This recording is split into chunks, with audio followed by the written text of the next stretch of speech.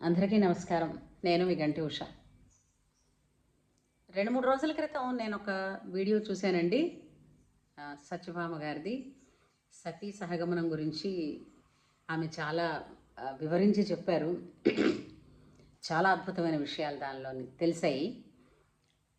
మధ్యలో సంస్కర్తలు వచ్చారు, సంఘ సంస్కర్తలు వచ్చి అదొక దురాచారం అని దాన్ని నిలిపివేశారు అని అనుకున్నారు. కానీ అది ఎప్పుడు దురాచారం అయింది, ఎంతవరకు అది సబబుగా జరిగింది, ఆ తర్వాత కొంతమంది మన ఇతర మతస్థులు అంటే మొఘల్ సామ్రాజ్యం విస్తరిస్తున్న రోజుల్లో అప్పుడు మన హిందూ రాణులు తమ రాజ్యాలను కోల్పోయిన పరిస్థితుల్లో, భర్తలను కోల్పోయిన పరిస్థితుల్లో తాము వారికి లొంగకూడదని వారంతట వారుగా ఒక అగ్నిహోత్రాన్ని రగల్చుకుని అది ఒక పండుగ అని చెప్పుకుని సర్వాలంకారాలు చేసుకుని తమ దాసీజనాలతో సైతం ఆ చితిలో పడి వాళ్ళు తనువు చాలించేవారు. అంటే ప్రాణాలు పోయినా సరే పగవాడికి మాత్రం చిక్కము అని.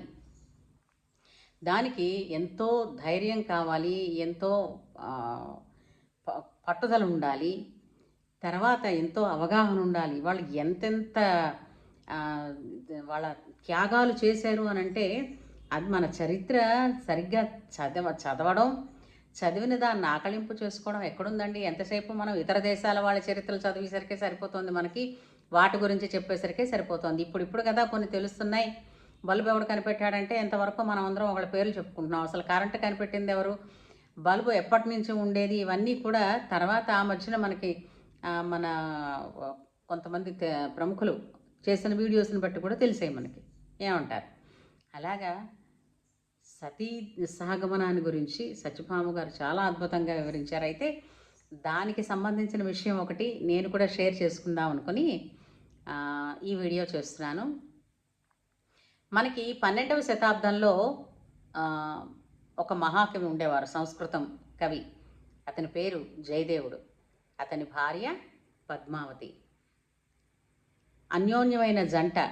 అతను కవి, అతని కవిత్వానికి ఆమె ప్రేరణ. ఎంతో అనురాగమయమైనటువంటి జీవితం వాళ్ళది. అతని ప్రముఖమైనటువంటి రచనలలోనే గీత గోవిందం ఒకటి. ఎక్కువగా అతను ఏంటంటే పూరి జగన్నాథస్వామి ఆలయం దగ్గరలో ఉండేవారేమో. ఇతని గీత గోవిందం అన్నది అక్కడ ఎప్పుడూ కూడా ఆనవాయితీగా పారాయణ చేస్తూ ఉండేవారు. అయితే ఒకానొకప్పుడు అంటే ఆ చరిత్రలో కూడా మనకి సతీ సహగమనం అంటే ఏమిటి, అది దురాచారం కాదా అని ఆ ఊరి రాజు గారి భార్య అంటున్నప్పుడు, ఎవరితో, జయదేవుని వారి ఇల్లాలైనటువంటి పద్మావతితో అన్నప్పుడు పద్మావతి అంటుంది, ఆమె చేత బలవంతంగా చేయిస్తే మాత్రం అది అనాచారమే. ఎందుకంటే మనిషిని చచ్చిపోమని చెప్పేది ధర్మం కాదు కదా, మన ధర్మంలో అది లేదు. ఆమె తన భర్తని ఎడబాసి క్షణమైనా నిలవలేనటువంటి ప్రేమ, తాదాత్మ్యత కలిసి ఉంటే, అనురాగం ఉంటే ప్రాణం తనంత తానుగా వెళ్ళిపోతుంది. అది సతీ సహగమనం అంటేనమ్మా. అంతే తప్ప విషయం తెలిసిన తర్వాత తనకు తానుగా వెళ్ళిపోవడం కూడా కాదు అని ఒకసారి ముచ్చట్లలో వాళ్ళు మాట్లాడుకుంటారు, రాణి గారును పద్మావతి గారు. అయితే ఈ రాణి గారికి ఏంటంటే చిన్న అభిజాత్యం ఉంటుంది కదా, ఏమిటి ఈవిడికి తెలిసిపోయింది, అలా ఉంటారా ఎక్కడైనా, ఆ విషయం భర్త పోయాడన్న విషయం తెలియగానే ప్రాణాలు పోతుందా, ఈవిడంతటి పతివ్రత, ఇదేదో పరీక్ష చేద్దాం అనుకుంటుంది ఆవిడ. పరీక్ష చేద్దాం అనుకుని ఏం చేస్తుంది, ఒక రోజున జయదేవుల వారిని తీసుకుని రాజుగారు వ్యాహ్యాళికి వెళితే తన చెలికత్త చేత చిన్న నాటకం ఆడిస్తుంది. ఆ వ్యాహ్యాళిలో వెళుతున్నప్పుడు ఒక అడవి జంతువైనటువంటి పులి రథం మీద, రాజుగారి రథం మీద దాడి చేసిందని, ఆ పోరాటంలో జయదేవుల వారు మృతి చెందారని ఆ విషయం తెలిసిన ఉత్తర క్షణంలో పద్మావతీదేవి ఆమె పూజకి మాల కడుతూ ఉంటుంది. ఆ మాల అలాగే చేతిలో ఉండిపోతుంది, ఆవిడ ప్రాణాలు పోతాయి. అది తెలుసుకున్నాక ఒక్కసారిగా భయపడిపోతుంది ఈ రాణి. ఎంత తప్పు చేశాను, అనవసరంగా ఒక మాట అన్నందుకు ఈమె ఇక్కడ ప్రాణాలు విడిచిపెట్టేసింది అని. ఇప్పుడు ప్రాణాలు తీయడం అంటే తెలుసు, కానీ తిరిగి మళ్ళా ప్రాణం పోయడం తెలుసునా, రాదుగా. అయితే ఈ లోపల రాజుగారు జయదేవుల వారు వ్యాఖ్యాల నుంచి వచ్చిన తర్వాత విషయం తెలుసుకున్నాక ఎంత బాధపడతారో అసలు రాజుగారు రాణి గారిని విపరీతంగా చీవాట్లు పడతారు.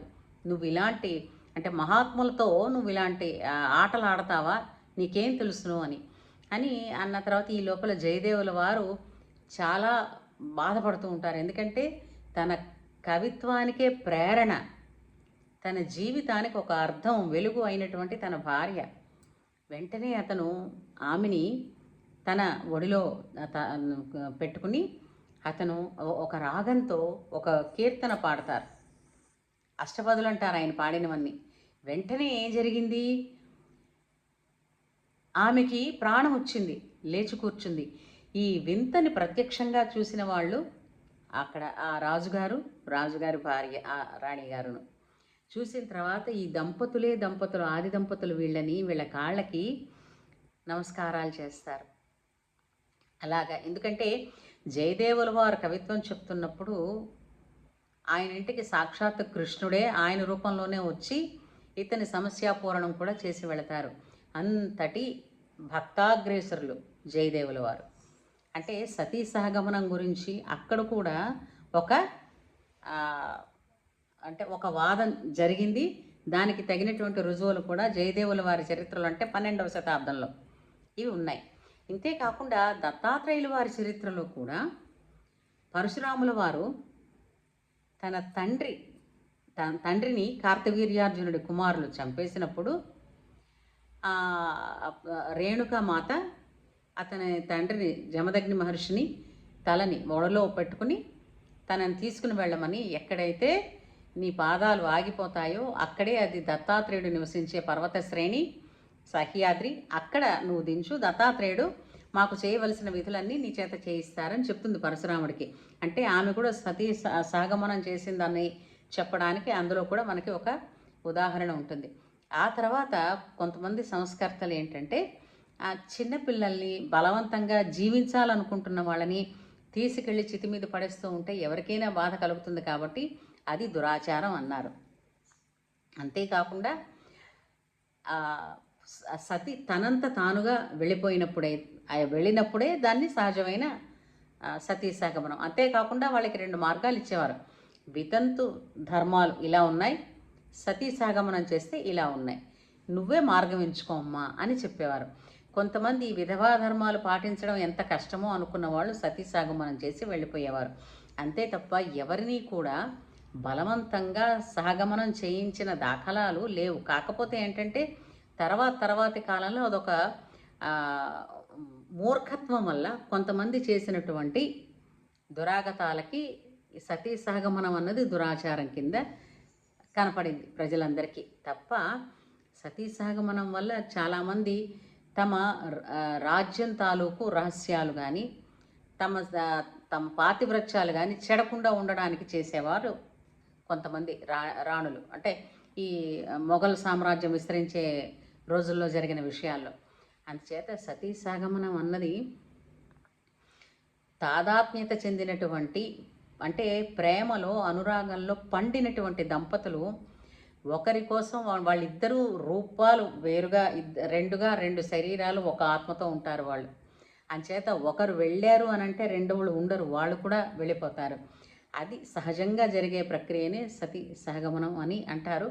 కానీ వాళ్ళు ఏంటంటే మన భామగారు చెప్పినట్టు యోగాగ్ని రగల్చుకుని, అంటే ఇతరత్ర అగ్నులు కాదు వాళ్ళని ఇది చేసేది, యోగాగ్ని రగల్చుకుని వాళ్ళు దానితో ఏమిటిది చితిలోకి వెళ్ళేవారు, సతీ సహగమనం చేసేవారు.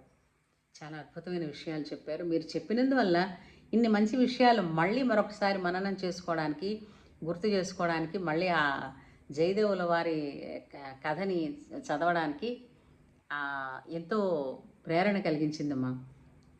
ధన్యవాదాలు.